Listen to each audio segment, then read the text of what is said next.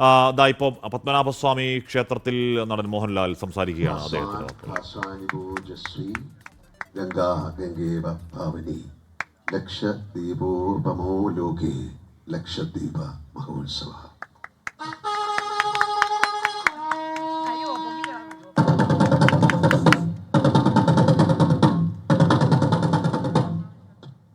അടുത്തതായി നാം എല്ലാവരും കാത്തിരുന്നത് പോലെ തന്നെ നമ്മളുടെ പ്രിയപ്പെട്ട മോഹൻലാൽ അവർക്ക് പൊതുജനങ്ങളെ അഭിസംബോധന ചെയ്യുകയാണ്. Sir please.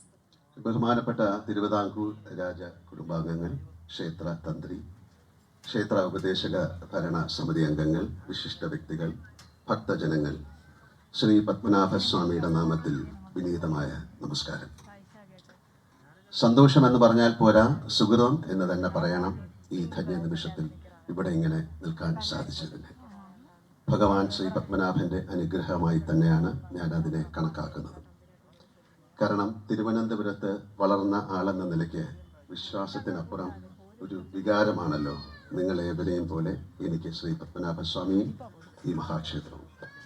എൻ്റെ അച്ഛൻ ശ്രീ പത്മനാഭന്റെ ഭൂമികയിൽ സർക്കാർ ഉദ്യോഗസ്ഥനായിരുന്നു.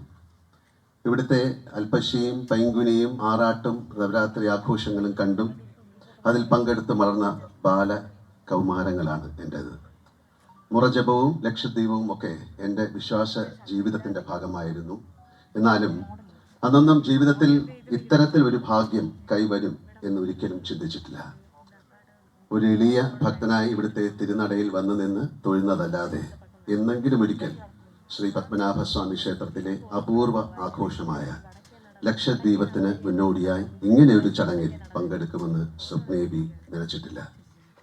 അങ്ങനെ നനയ്ക്കാൻ സ്വാതന്ത്ര്യത്തിന് ശേഷം ഇത്തരത്തിലൊരു ചടങ്ങ് ക്ഷേത്ര കീഴ്വഴക്കങ്ങളിൽ തന്നെ കേട്ട് കേൾവി ഇല്ലാത്തതാണല്ലോ.